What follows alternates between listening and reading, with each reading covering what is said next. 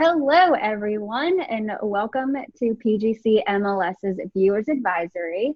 Today, we are going to be talking about romantic comedies or rom-coms. My name is Joy, and I work at the Bowie branch. My name is Elizabeth, and I work at Glen Arden branch. I'm Candice. I work at the Bowie branch. And I'm Darlene, and I work at the Beltsville branch. Yay! Thank you all for being here with me today. I'm very excited to talk about rom-coms because there are just so many layers. But let's start off with an easy question. Well, easy. What is your definition of a rom-com? So my definition of a rom-com is like a very cheesy comedy with a romantic storyline. But what do you think, Darlene? Oh, that's funny you say that because I feel like mine was the opposite, where I think it's more of like a really typical like romance film, you know, where you're following someone's like romantic buildup, and then it has like some comedy sprinkled in.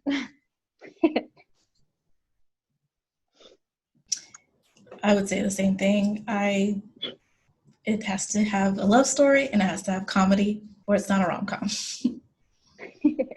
Yeah, I would agree. I think the only thing I would add is a hint of antics. I love romantic banter. I can't help it. Yeah, I mean, it is a pretty wide genre because I was looking at different movies that are considered rom-coms or like, you know, people's like favorites. And certain ones came up that I like didn't think of a rom-com in the traditional sense, like Scott Pilgrim versus the World. I didn't really think of that as a rom-com, but it still like showed up on some people's like favorites list. You know, just because to me that's more like action with a bit of romance and like comedy in it. But I guess it just means something different to everyone. But yeah, I guess it can touch on different genres as well. Yeah, so would you say it like it, as long as it has the love story and the comedy, it's a rom-com, even if it has some like action or like superhero aspects? Yeah, I think so. That's interesting. I hadn't really thought about that. But what is your go-to or your favorite rom-com? The one I always recommend is Love Actually, because it's just very like wholesome and it makes me think about like the holidays. And I like how it follows several people instead of just like focusing on two people. But Candice, what is your favorite rom-com? So I actually have a list. I love 10 Things I Hate About You. I think that was my very first rom-com. I love Hitch, Monster-in-Law, 13 Going on 30, To All the Boys I Loved Before, and Crazy Rich Asians. Those are my like chef's kiss of one I could watch on repeat any time of day, any mood, romantic comedies. I think I would also list my number one as probably 10 Things I Hate About You. And I think that's more of a nostalgia thing. I don't know. Like I tried to think of which one, you know, is my like most favorite. I don't know. I think I have like nostalgic affinity to 10 Things I Hate About You. I think I would probably classify it as probably the first one I watched as well. Or at least it's the first one I remember. My favorites are When Harry Met Sally. That's like one of my ultimate favorites. I really liked one movie called is it The Last Holiday? No, it's just called The Holiday. It's The Holiday. It's about two women that switch houses for a holiday. It's just like a guilty pleasure. And Bridget Jones's Diary. It's like another one of my top rom-com favorites. Oh, I can definitely add to my list. I also really like Crazy Rich Asians and To All the Boys. And I would also add in 500 Days of Summer and Bridesmaids. And there are a lot more, but I'll just hold off for now. Um, so just a disclaimer, some of these questions are going to be through a binary lens. Um, so yeah. So how do you think rom-coms differ when the main character is a man versus when the main character is female? What do you think, Elizabeth? I mean, I think it's interesting because there's a lot of like male leaning romantic comedies now. Like, I mean, this is a few years old, but Knocked Up, I think, is considered one of them, or any of Judd Apatow's movies. They're kind of considered romantic comedies. I think they just kind of still frame men as the hero in them. But it's just like they get the girl at the end, you know. It's not some of that, maybe those tropes of like awkwardness or self-discovery you'll, I think, see with women. It's almost like they just kind of get to like have character development, and then also icing on the cake, romance. Mm-hmm. I can see that. They kind of start out as burnouts and then they like get the girl. Yeah, because like there's the joke that Deadpool is a rom-com, because it is. It is. It's comedy and a romance. It's the same. It is basically, but for guys with action. So. Fair.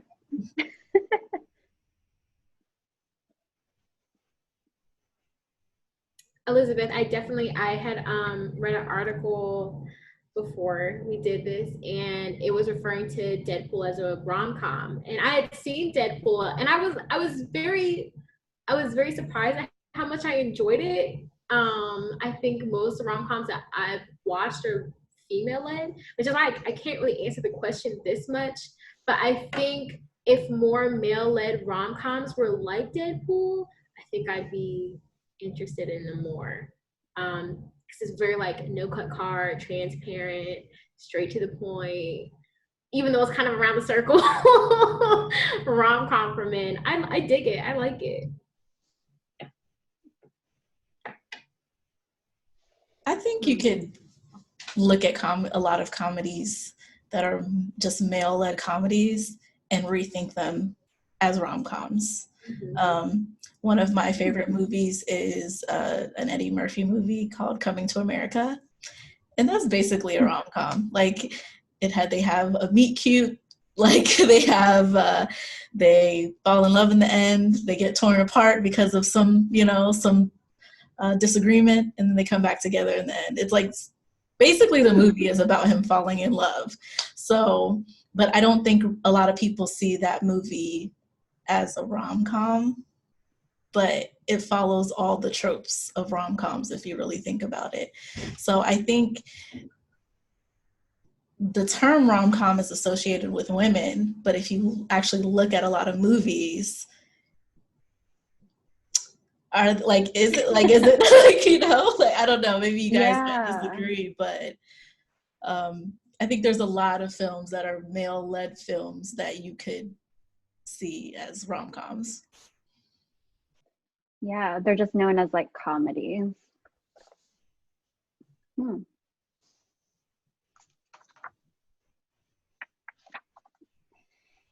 Any thoughts, Darlene? No, I mean, I agree with Elizabeth in the sense that I did notice, I think, in looking at a lot of movies, and this goes back to what I said about certain movies that I didn't associate as being rom-coms, like coming up on people's lists as rom-coms. But yeah, I do think that a lot of movies that are just comedies have a lot of like romantic comedy tropes in them, and they just aren't considered that, or they aren't taken as a rom-com. But yeah, I do find it interesting. And I mean, I don't know, I do think that sometimes they are formatted in a way to like appeal to men. So I don't know, there's that thing about like appeal and like the way that it's like structured, that sometimes it's like made to appeal to women, sometimes it's made to appeal to men. And I think that it's a weird, I guess, like dichotomy, like to like separate them that way. Like, you know, can't it just be like a rom-com and like anyone can enjoy it? But I do feel like I see a bit more of a difference like now, because I finally got around to watching The Big Sick, which I think it's a rom-com like from a male perspective. And it's also, I think it's a Judd Apatow film. I'm not sure. But yeah, so I mean, I do think that we're kind of like moving away from these kind of like stricter classifications. So that brings me to my next question about like how romantic comedies have evolved over the years. So I think the real like hot time for rom-coms was in like the late 90s to the 2000s. And even looking further back, I found rom-coms that were non-conventional or unconventional, like Harold and Maude from 1971. That was the earliest one that I looked at, and that one's super unconventional because it is a young man having a relationship with an older woman who's like 50 years older than him. And I can't think of another movie that's like that that's been released recently. And it's very wholesome too. It's done very tastefully. But yeah, Candice, what do you think about the difference between rom-coms then and rom-coms now? I think that we've definitely evolved when it comes to inclusivity, including diversity, and how you see more people of color as leads in rom-coms. Growing up, I don't remember seeing, any other race or even sexuality outside of like hetero white, mostly Americans. And I think that rom-coms might be an inkling like sexist. I don't want to like say that for sure, but I can definitely see how like gender roles are not as placated in the majority of rom-coms. Like in To All the Boys I Loved Before, she professed her love at the end. She was like, I just want you to know I like you. And I think that's something that we as women, even though we are now encouraged more now to do, like to take the initiative to express our feelings. In movies, like most of the time you see the guy showing up, professing his love.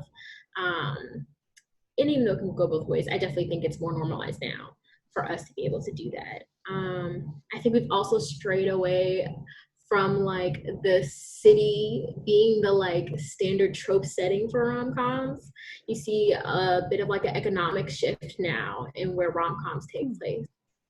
So yeah.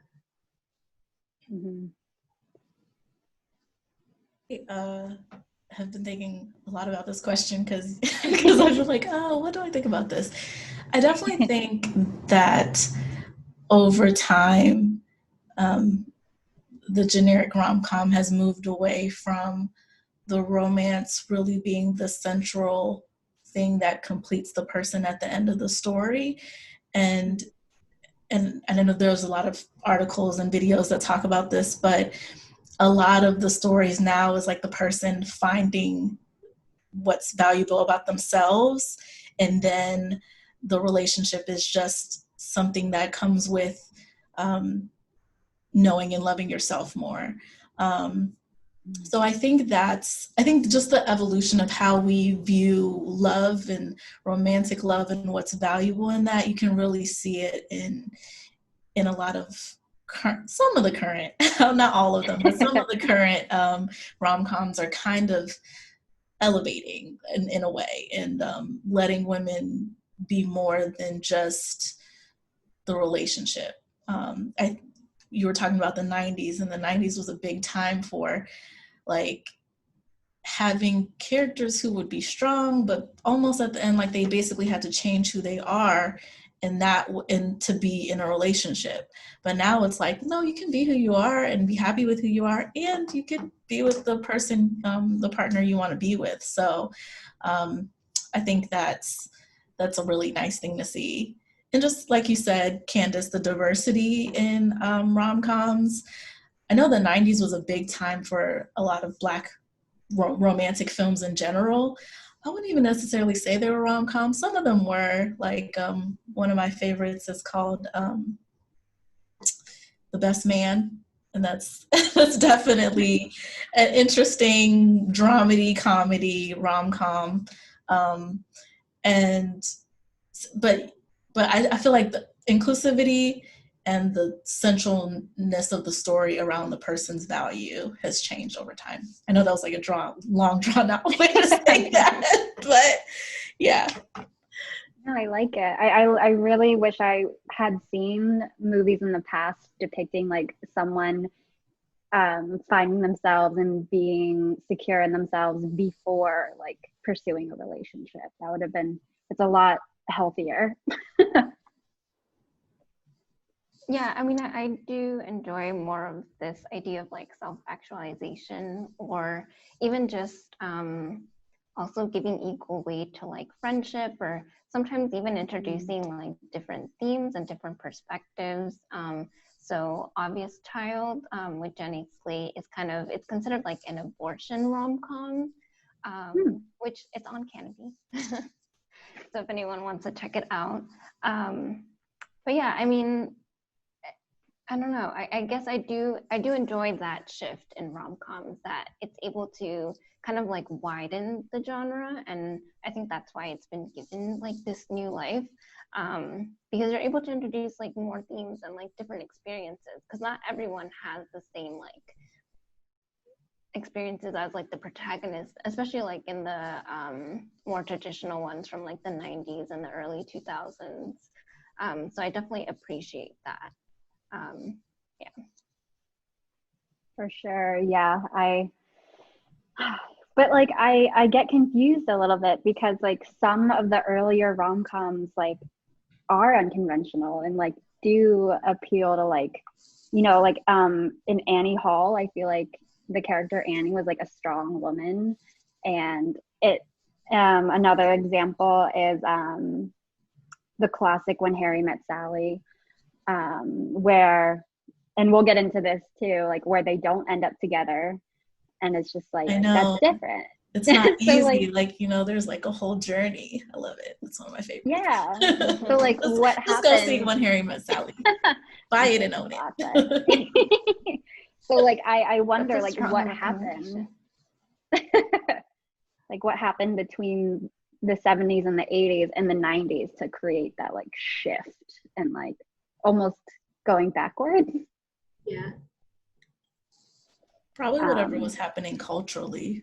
Like, I mean, I think the 70s is probably coming off of the era of like hippies and love and Vietnam. So there's like women's liberation. There's like all these things that have changed. And then the 80s was kind of like a social, like kind of like a little bit more conservative socially again. So like you can kind of see those tropes happen again. And then the 90s, I think also it's like you can be cool and spunky, but change all that when you get a man. Like, you know. Yeah. So I don't know. I think it just depends on what was happening in those eras and what maybe influenced it. Yeah. I can see that. I feel like the 90s were kind of like economic, like prosperity, and like things were like, I mean, obviously there were still issues, there always are. But I can see it being like we're in like a better time. So a lot of those movies tend to have like really happy endings. Right. You know, it kind of like there's like a bump in the road. It's not like too bad, and then you know they end up together. Right. And there's not a lot of economic diversity in those shows. Like sometimes the person is poor, but even like the version of poor is questionable, you know. So I think that all that comes into play when we're talking about different genres of film. Yes. I just had a brain fart. So, going back to When Harry Met Sally, do you think the couple has to end up together, and do you favor one over the other? Because personally, I really like when they don't end up together.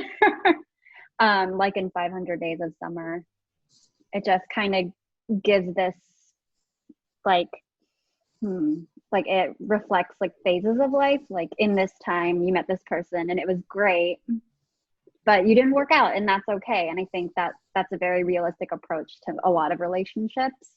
Even though it is happy when they do end up together, when you're like rooting for them, but sometimes it's like, why? But but Darlene, what do you think? Yeah, I think I do enjoy the ones where they don't end up together just because it is a bit more realistic. And I mean, it's like a 2-hour film. And so I don't know, there's something about like it's a payoff when it's like a show because you see the ups and downs and like everything that they went through to like kind of get there. And the assumption is always that it kind of like continues on. Whereas like in a film, it's like everything has to be packaged in those, 2 hours. And I don't know, I feel like then it just feels like rushed and like it just doesn't mimic like a real relationship in that sense. And you're just supposed to believe that like everything that they went through, and then like it just neatly wraps up and you're just supposed to, believe that they just like end up happily ever after. So then I do appreciate the ones that kind of take the approach, like the unconventional approach to kind of say like, sometimes it really doesn't work out. And in that sense, I mean, like, because I grew up watching romantic comedies, so I think that, and I think they do speak to you and like your own experiences and how you like treat life. I mean that in general of like films. So it's always good to like have more realistic representations out there.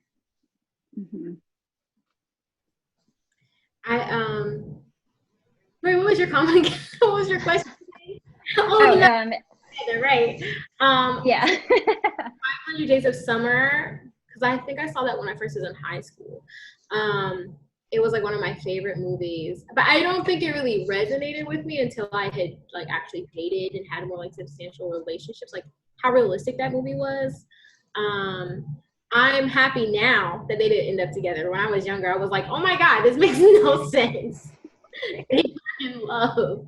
But the idea that a lot of relationships are viewed through the lens of what we want them to be, not what they actually are, and then that being able to be depicted in film is nice because that's something that a lot of people experience. And although it is like disheartening, it's realistic. I think all of us have been subject to that in like some way or another.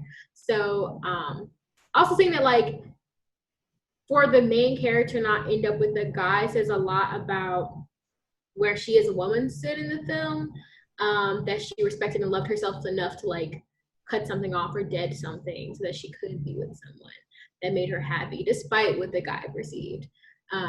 I think we need more of that, even like that existing outside of us discovering ourselves or self-love.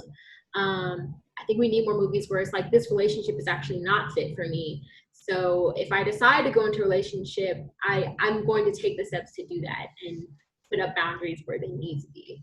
So I was very happy to see that as an adult. In my summer. This is an interesting question. I definitely go into romantic comedies as a form of escapism. So for the most part, I want them to end up together at the end. Like I kind of like am someone who I'll be disappointed if I don't see them kiss at the end. I'll like kind of be disappointed if it's like, okay. So I definitely, but it then also I'm feeling conflicted now because it's a nice surprise when maybe they don't end up at the end, or if it's more ambiguous if they end up at the end. Like there's a film called Amelie. And it's kind of ambiguous. You don't know what's going to happen. You're hoping that they'll get together. And the movie is more so about her, like, now I'm older, I'm like, she kind of stalks the guy, but, she kind of falls in love with this person. And her, like, coming out of her shell and then hoping that they get together. So, yeah, I think I definitely am with everyone on the, it can be good to have realistic representations, but also like, I want them to be together at the end. Funny you say that because I think in you talking, I realized like I love movies where girls decide to not be with the guys. But in movies where guys decide not to be with the girls, I'm like, he's clearly delusional. What's wrong with him? Well, then what about the movies where the girl decides not to be with one person, but she realized the other person's right for them? So that's a whole thing. Someone needs to get with someone at the end. That's my a romantic comedy has a love story and comedy. So if there's not a love story, I'm questioning it. I'm not hating it. I'm just questioning it. I can't think of one where she like thinks she wants to be with one person and then ends up with someone else. Can anyone think of one? Is it There's a Pretty movie in I Pink? watched. Yeah. Well, Pretty in Pink is an interesting one because there's a character who's in love with her, but she doesn't have the same feelings for that character. Mm-hmm. And then she decides that she wants to be with someone else. That movie is interesting. Another one of my favorites because it was originally written as if she was going to be with the character who wanted her and who she didn't. So test audiences hated it and they switched it around. So yeah, they exist. They're out there. Is 16 Candles one of them too? I just remember there was one where she like, I think it's a trope. I don't think this is the only one that's like this, but where like she likes the popular guy and then like slowly realizes that the guy that was like by her side the whole time, like the friend, is who she like really wants to be with, because what she really values in a relationship is that friendship. Because yeah, there's that one, and then the other one that comes to mind is About You. That's like a side plot, right, with the sister. Yeah, I think yeah, that's what I'm thinking of when it's like there's two different choices. Who do I choose? The nice guy who's always gonna like be there for me, or the bad boy, you know? Like, and it's and there's guy versions of that. I guess Forgetting Sarah Marshall might kind of be in that same, you know, he's trying to make an ex jealous, but then he falls in love with someone he didn't really think he would. So yeah, someone needs to be with someone at the end. That's my I've also noticed too, like in movies like that, like everyone's like equally attractive. like you can't lose. Just one person's better on the inside. Yeah, the like nice guy is not, it's not like he's, you know, not like conventionally attractive, as you said. He's like, he still probably would be on the model list of models that they choose. He just has glasses on now, so now he looks completely different. Take off the glasses. Yeah, it takes off, just like in She's All That. She took off her glasses and looked different. Takes down the ponytail. Yeah. Oh my gosh. Yeah. Elizabeth, your mention of Amelie reminded me of my next question about like creepy behavior. Which I think we're going to talk about for a while, because I think this is really, really interesting how in rom-coms stalkerish and creepy behavior is normalized. And unfortunately, my favorite one, Love Actually, there's a big example of that where the woman, like, she gets married, but her husband's best friend has been in love with her for the whole time. And then randomly one night, he stops by with all the cue cards and is like, I've always loved you, and da-da-da.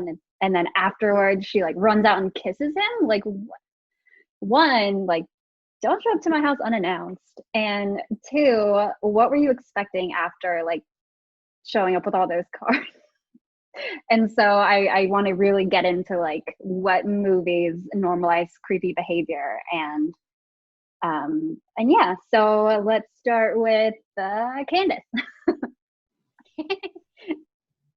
So I told you guys already, but I was watching a YouTube video on rom-coms because I wish I had all the time in the world to watch all the rom-coms in the world.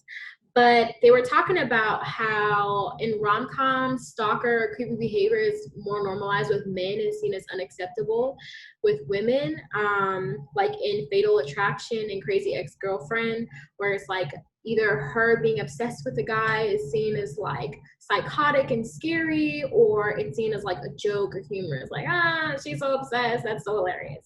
But with guys, it's like, oh, that's so endearing and that's so sweet. And like in reality, if you remove those guys like from the rom-com fantasy and you apply that to real life, it's actually terrifying to like have a guy show up and try to wreck your marriage on Christmas Day, like with cue cards. Like, that's not okay.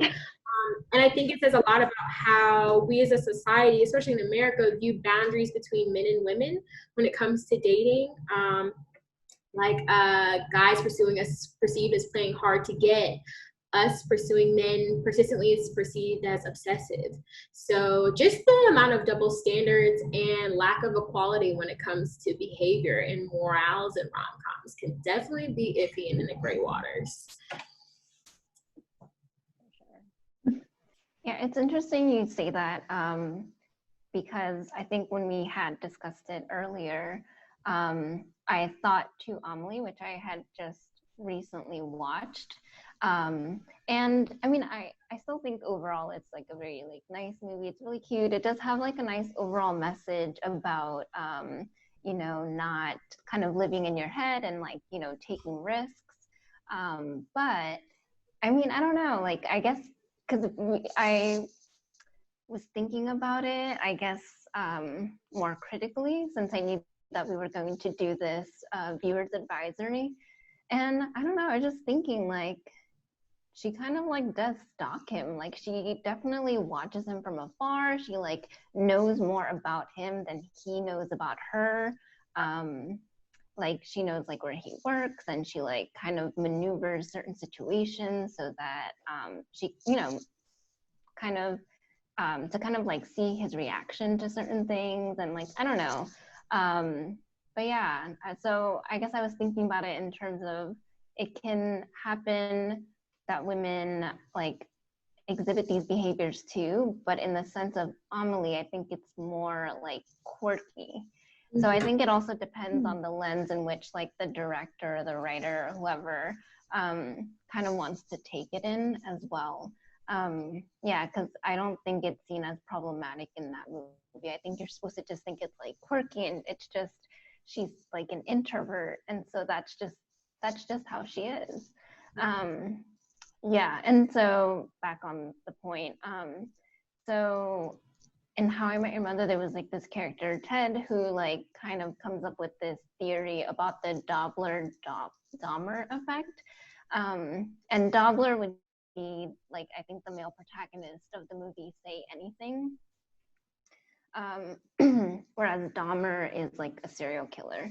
And so he's saying that romantic gestures kind of fall on this line where it's like you're either a Dobler because and like if that other person is like attracted to you, then the romantic gesture is seen as like sweet, like it goes over well. Whereas like if it doesn't go over well, then it's like creepy and like veers into like serial killer, stalker, creepy behavior. So then it becomes more about like how the person looks and like, the attraction between both people than the action itself. Yeah. I was watching a review for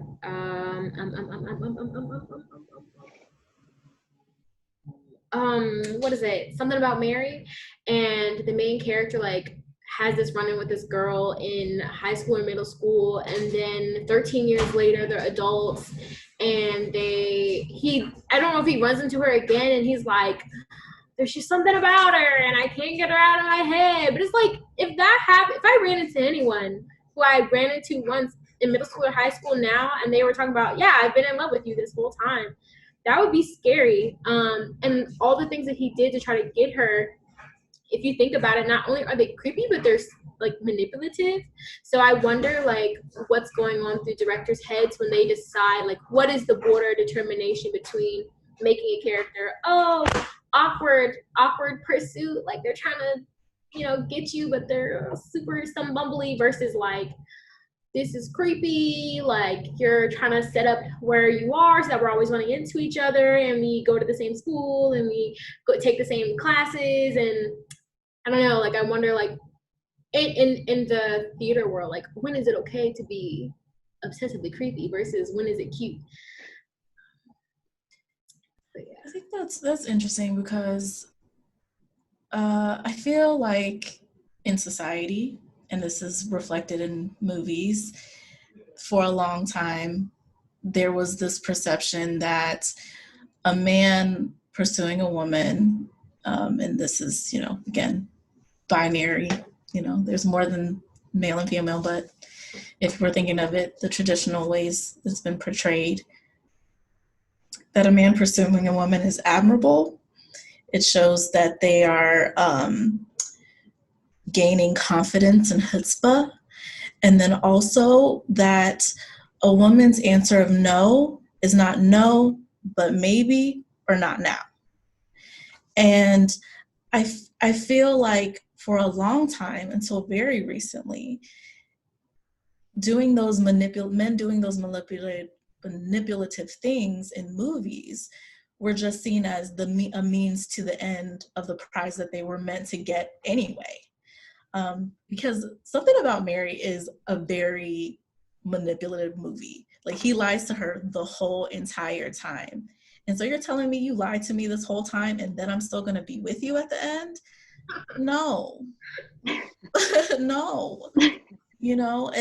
And it's just, and so I think that is one thing I do think is changing, this idea that you can be manipulative, you can lie, and just apologize at the end and it's going to make it okay. Oh no. Did we lose Elizabeth? Here, I can pause the recording. Okay, so going on again about creepy behavior and normalizing creepy behavior. Well, it shouldn't be normalized, but like talking about the normalization of creepy behavior. I wanted to talk about it's not a movie, but it is a TV show. It's called You with Penn Badgley. I think that's how you say it. And how that's like creepy to the top. And how the audience is like, he's super creepy, but at the same time, you're kind of rooting for him and sympathizing with him. And the way that I see it is like, it's kind of unraveling that like the border between creepy and romantic. So like, it looks like he's being romantic, but it's like, this isn't okay. Murder. So Elizabeth, what do you think? I actually like that show because I feel like it's a good representation of how the nice guy, it's like flipped on its head, and it's all the things that normally in movies would be seen as super sweet and super attentive, and it's just that he really wants to be with this person, and they really show how no, this is stuff that a serial killer does, so and the show is entertaining. He's really good at being like maintaining that balance of being someone you root for but know was very disturbed. So I think that is a really, really great example of the nice guy, but that's really how it looks in real life. Yes, for sure. Have either of you guys seen Candice or Darlene? Have you seen You? I have. What are your thoughts about it? I was telling everybody earlier, I was like, in You get to see like kind of different type of psychotic tropes that pop up in rom-coms that typically would be depicted as like sweet or kind of endearing. You have like Joe, and he's like, I'm gonna love you, and then it goes super left and stuff starts to happen, and then you have another character who they're in love with their best friend, and they do all this stuff for them that you would think is kind, but it's like manipulation because they're trying to set up romantic situations and dynamics. And then you have another character who's like a hopeless romantic, but like kind of psycho. So you get to see like the sheath pulled off of the creepy psycho characters because they're in real settings. It's reality. Joy had talked about kind of like Joe's character being parallel to Ted Bundy, and how like he was very charismatic, he was very involved in the community, but he was chopping bodies, you know? So being able to see that trope addressed in a realistic sense is cool, but it's also hard because you get to know the backstories to why they're crazy, which makes you want to sympathize with them. At the same time, they start to do the crazy things and it makes you feel weird and iffy. It's like, oh, I don't know about that. But yeah. Mm-hmm. I think, well, two questions. Would you be considered a romantic comedy? I think so, because it's entertaining. Yeah.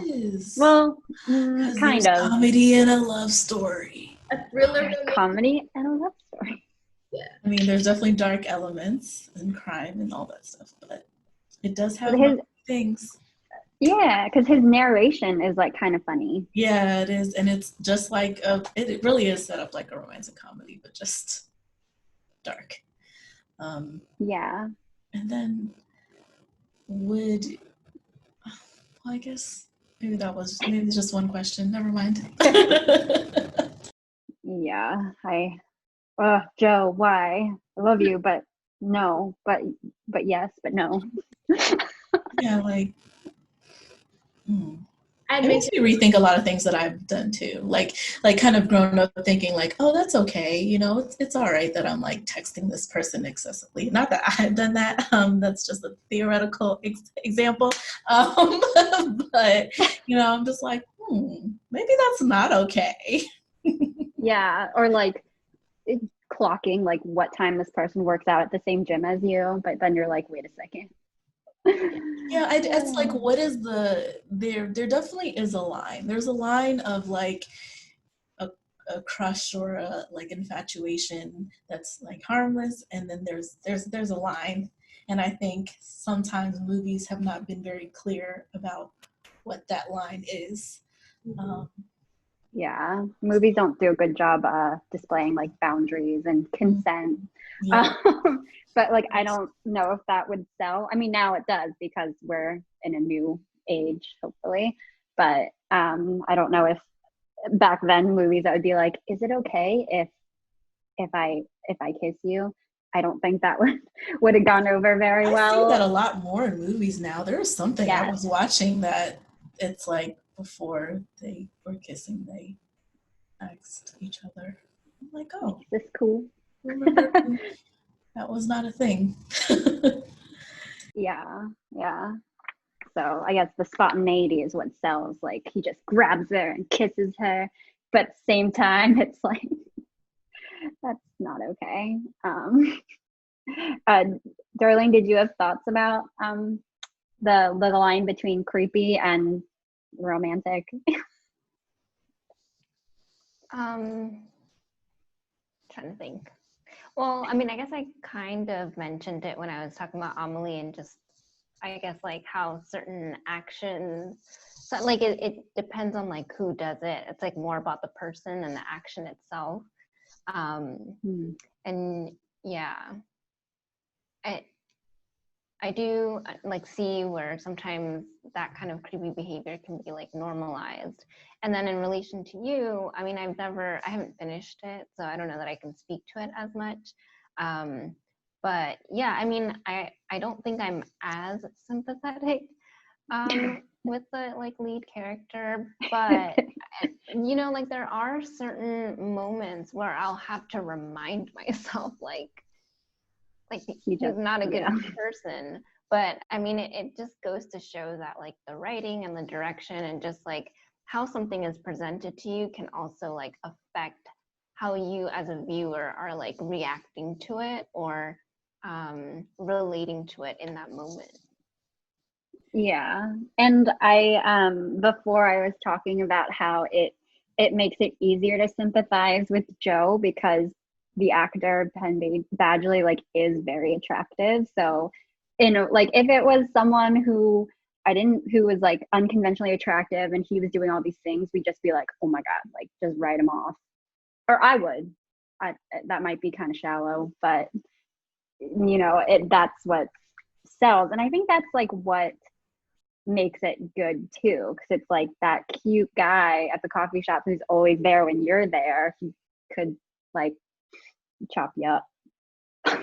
Yeah, and I think it's important to recognize how race plays into this too. Like, there's a lot of the fact that he's a white guy. There's just a lot of things that he was getting away with that somebody else would not be able to get away with. Like, just straight up, they would be like, "What are you doing?"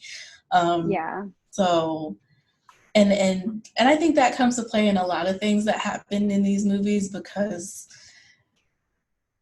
sometimes whitenesses tend to be seen as kind of innocent, or like, so it's just like, because I'm pretty sure there's like moments where he steals things and does like openly illegal things, and it's like, yeah, no, that wouldn't work the same way for other people.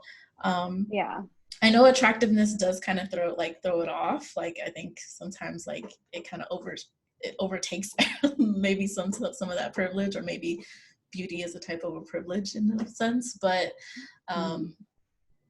yeah, there's just a lot of things that white male characters get away with, and I'm like, how? No. I know it's a movie, but also how? Yeah. Well, that brings me into the next topic I wanted to talk about, which is the role of people of color in rom-coms and how that's changed over time. Where we start with a lot of tokenism, but now you're seeing people of color as leads. So, like, what are your thoughts? Anybody? Well, I guess since Elizabeth mentioned it first.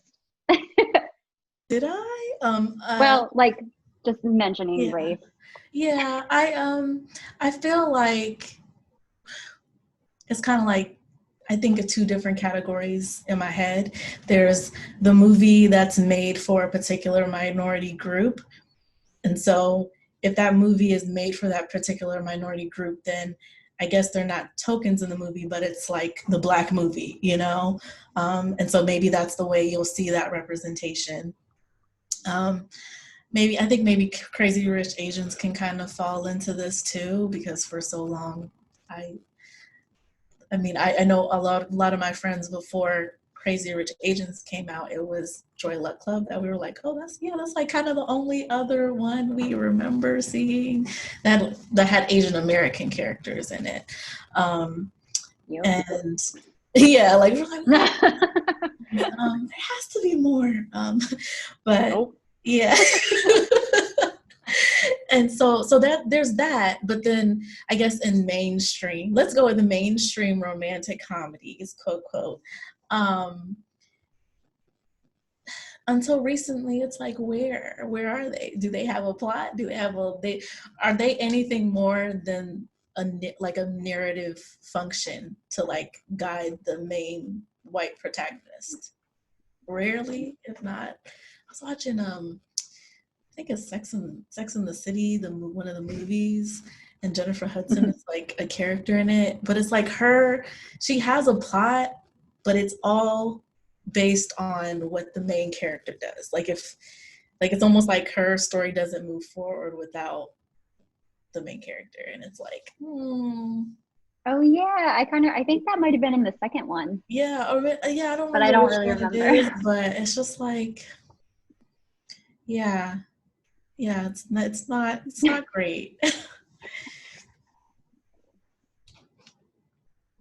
Yeah, we had talked about this earlier too, but I was telling everyone that I'm having a brain fart. I was telling everybody that when it comes to African Americans in movies, specifically rom-coms, now, I feel like for me, it's hard for me to think of any of my favorite rom-coms and them have African American leads, or majority African American cast, or African American biracial relationships. Whenever I see like African Americans in movies, like it's rare that you see an African American of a very deep skin tone that's not being fetishized. And I think most of the time, if it is being fetishized, it's a male. Or if there is an African American woman in the lead, she's lighter skin tone, looking like a highlighter like myself. Like, and you don't see a lot of dynamics when it comes to that, especially when they're trying to stray away from like tropes like she has to be a broken Black woman or has to be an African American male that came from a sports background. And it's like there are African Americans of all walks of life, but you see a lot of like the cut and paste sort of like tropes and archetypes when it comes to rom-coms, even under the guise of like, oh, she's a Black businesswoman. Like, yes, she's successful, but why is she not extremely dark? Like, that's what I want. I want her to look like the earth I walk on. And you don't get to see a lot of that. You really don't. That's a good point. And I know I said it earlier about like the economics thing, but if you're talking about specifically Black rom-coms, there's this thing where, especially in the 90s, they all were kind of at the same level of economics. Like they were like, they had maybe high-powered corporate jobs. Like it was always like, maybe you worked for like a newspaper or something, you know, like, or an editor. Like it's always like,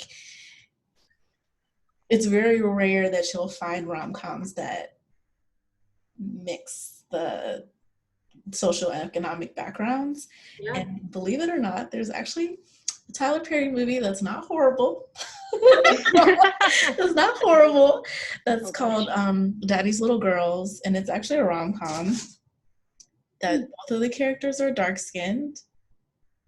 The woman is a business lady, but the man is considered to be a lower social economic class. He's a mechanic, so he's not a lawyer, so there's a difference there, and he has kids. So it's like, I actually thought that was like a very well done romantic comedy, believe it or not, you know. And I'm not the one who's gonna be hyping up Tyler Perry movies, but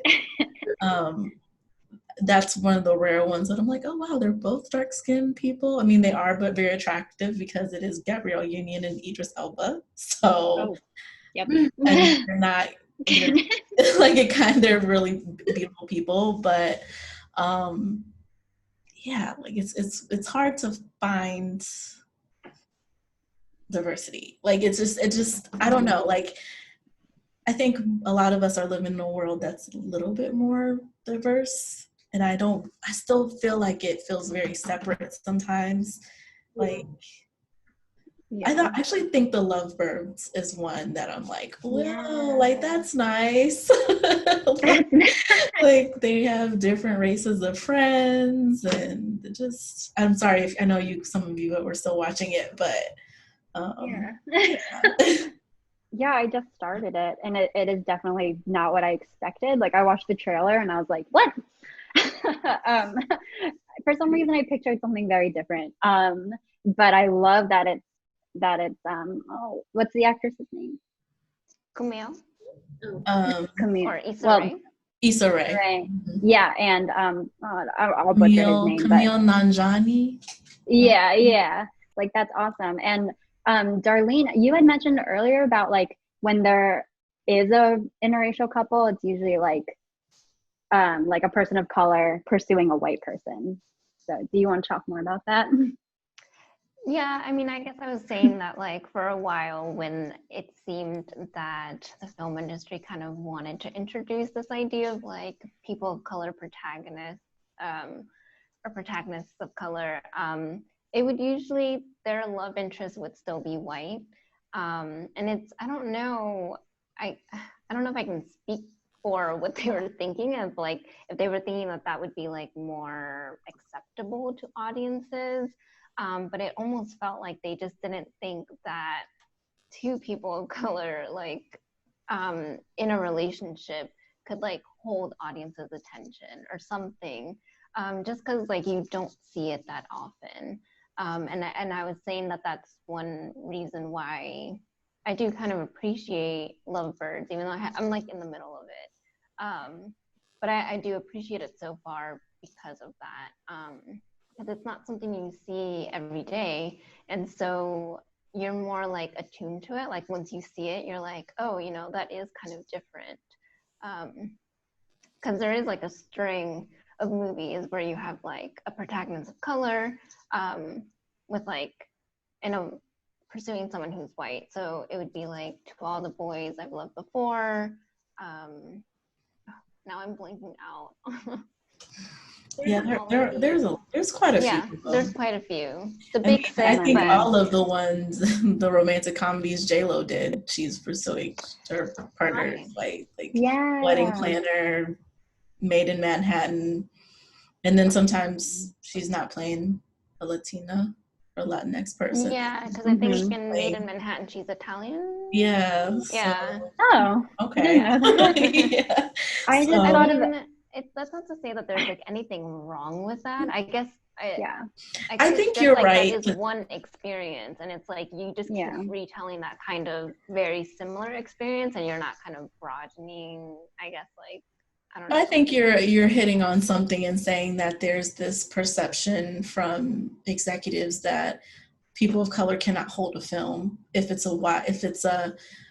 unless it's like maybe if it's indie film, that's one thing, but thinking that if it's a mainstream film to mainstream audiences, there needs to be a white person to kind of prop it up.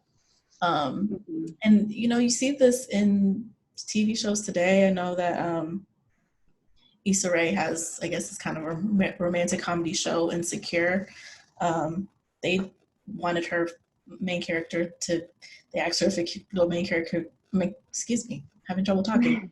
If the main character could be white, they asked her if the main character could be lighter skinned. So I think there is this kind of feeling that, let's ease people into, there needs to be a white person there, or people will tune out.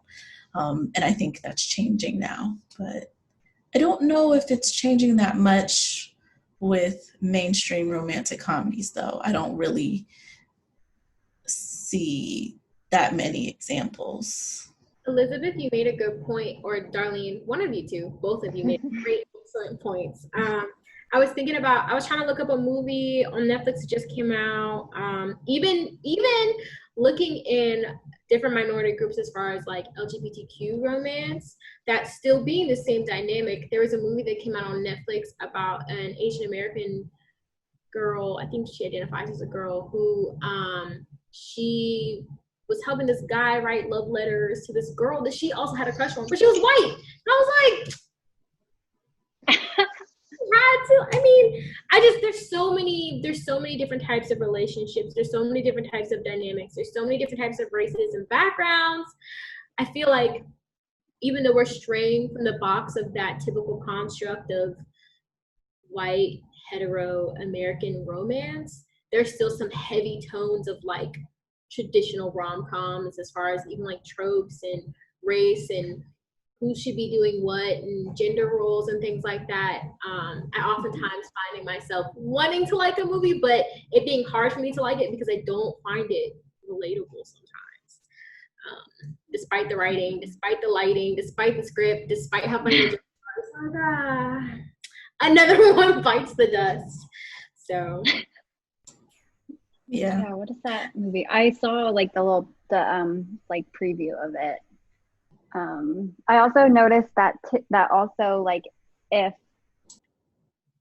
I like you see either a person of color with a white person or a person of color with the same color, like you don't see like in The Lovebirds, which I'm excited to finish. Like it's like, oh really? Well, there's another romantic. I feel like I'm mentioning a lot of TV shows, but Hulu did a remake of Four Weddings and a Funeral. I don't know if you've seen. Oh yeah. But they did that with like part of the characters were supposed to be American and some of the characters were supposed to be from London, and they changed the races of the characters. So one character is biracial, maybe, because they don't make it very clear. And then, or maybe, one character I think was biracial, black and white and American. And then one was just African American. And then one, I think his family was Pakistani, and then the rest of the characters were white. So that was interesting dynamic. And then two people of color got together, but the two Black people didn't get together. If that makes sense, or the biracial person and African American person, I think typically they would be the ones who would get together, but they didn't. So, and Mindy Kaling produced that show, so it's like different. It shakes things up a little bit. It's very cheesy, so I enjoyed it, but it might not be everybody's cup of tea, and that's on Hulu. It's Four Weddings and a Funeral, and I suggest watching the old one because that's a fun one too. Very British. Pretty fun, yeah. I love Mindy Kaling because that also reminds me of Never Have I Ever on Netflix. She wrote that show and based it loosely on like her childhood. But again, it's like the protagonist is Indian, but she's pursuing a white boy. So it's like, I mean, again, and there's nothing wrong with that. Right. There's nothing wrong with that, but it's like, it's just like all of the relationships, though. I don't know. Right. Well, that is a criticism I think that people have had of Mindy Kaling in the past. That usually in the shows that she like writes, the character, even if it's like a female character of color, like she will pursue like a white male interest. And especially like on the show that was kind of very loosely based on her. I think it was just called The Mindy Project. I think like all her romantic interests were white men. And they had brought up this criticism, and then she was like, well, you know, that's who I am attracted to. So, and it's kind of like loosely based on me. And so, you know, that's why, like at the end of the day, like, you know, like attraction, like beauty standards and stuff like that, it's all like a construct, I guess. Like it's, so I don't know about you guys, I don't know about you all, but I can think back to my life as a young adolescent and all the people I had crushes on, or like the celebrity crushes you have, or just people you like, and it definitely was a wide range of people.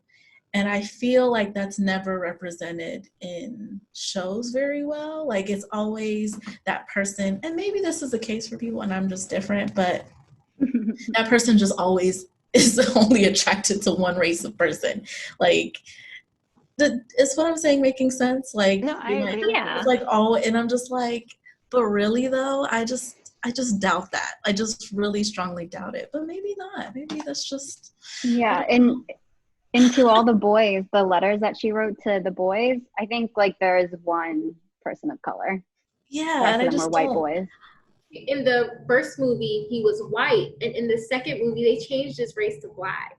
And if you look, when she has the flashback of the boy in the second movie, he was white, but in the changed his race. And I think that's what you watch that movie. The reason that Mindy is able to make these projects with like white males being what she's in is because she knows it'll sell. Like if you think about anyone else in her position, if they were to do that but have like a variety of races, it probably wouldn't be as successful. One, because that's kind of like what we're veering off and starting to do, and it's what people are trying to make sell versus what people will guarantee. Like she's kind of like, I mean, not that it's bad, but she's like capitalizing on what she's attracted to. Like it works, you know what I mean? Like she's attracted to white love sells. So when it comes to rom-coms, she can do that and guarantee that it'll work. Whereas if they were Black or Indian or Latino or Asian, like people may be like, I can't really relate to this because, you know, it's kind of up in the air. You don't really know. Yeah, I can't think of a rom-com where the person being pursued is Asian.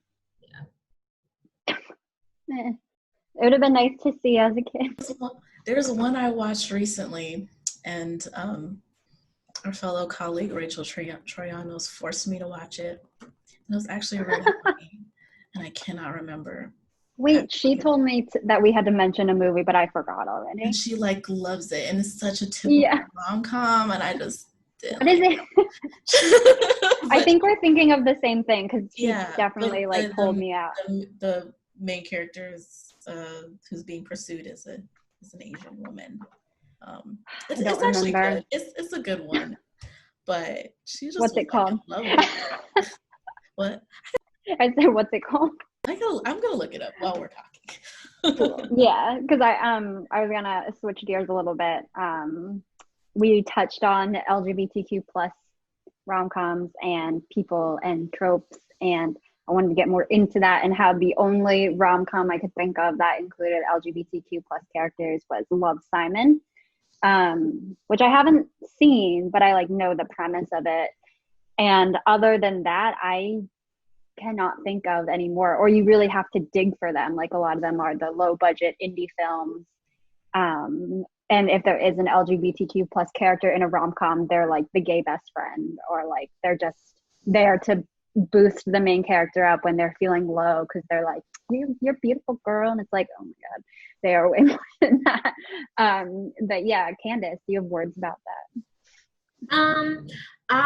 So bouncing off of what you said, the only one that I know of is Love, Simon, and the one that I saw about the Asian girl, like in the girl but writing the letters from I cannot think of the title of that movie for the life of me. I can't find it on Google.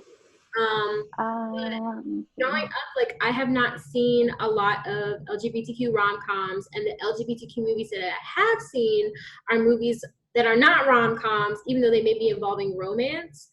And on top of that, I think if there are any LGBTQ rom-coms, a lot of them are probably about them like being in love with someone who's heterosexual and that failing and falling through. They're not really about like successful LGBTQ relationships. And even then, like growing up, I did not see like LGBTQ rom-coms, and I think because me as a hetero woman myself, I wasn't searching or thinking for that. It's just now as an adult that I'm starting to see like LGBTQ have a place in the world of rom-com, but it's still like few and far between. I'm kind of with you there, Joy. Like I can't think of any aside from those two off the Like top. mainstream. Yeah, at all whatsoever. Oh. And Dance has maybe like a couple, one or two, but I haven't seen nor have I heard of any of them. Yeah, the movie's called The Half of It. I found it. Yes. I also wanted to add too, like a lot of the staple like LGBTQ plus movies are like Brokeback Mountain or Boys Don't Cry, and those are like definitely not rom-coms. They're very serious, which, you know, it is very serious, but you know, I still am waiting for like a lighthearted, wholesome LGBTQ plus romantic comedy. Yeah, Did you have it's any? hard to find those. There may be movies that are comedies that have a like an element but it's just not.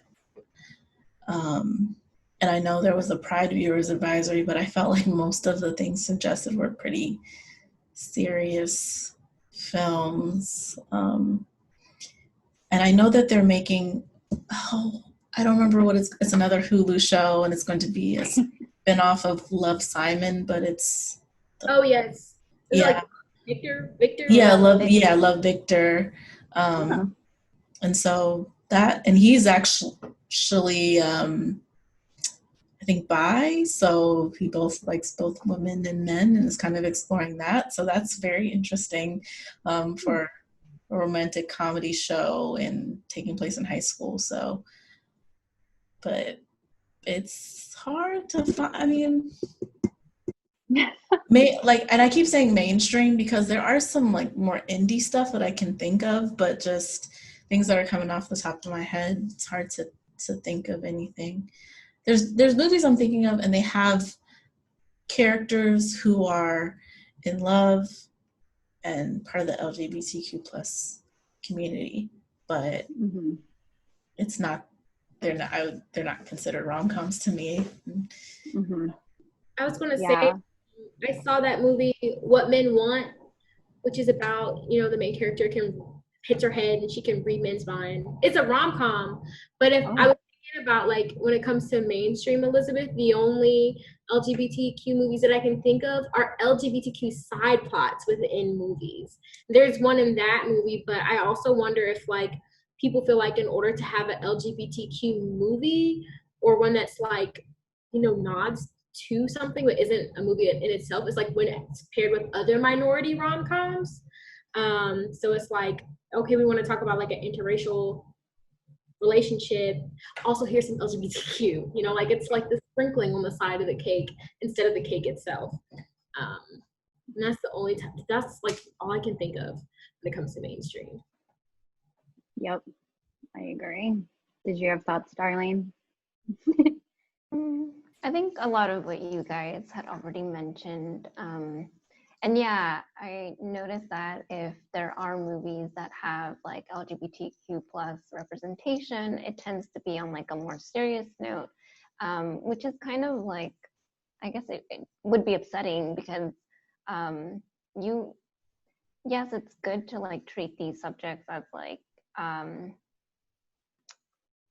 guess like it's good that you would give it like the weight that it deserves.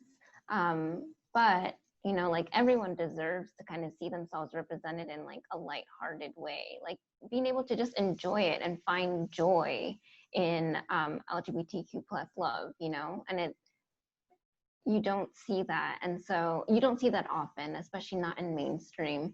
And so, you know, it's a wider discussion about like representation. And just being able to like see yourself and your experiences like represented on screen. Mm-hmm. Mm-hmm. We didn't talk about this, but did we? Where I think the characters tend to be tokenized a lot. So there's a lot of gay best friends in rom-coms. Yeah.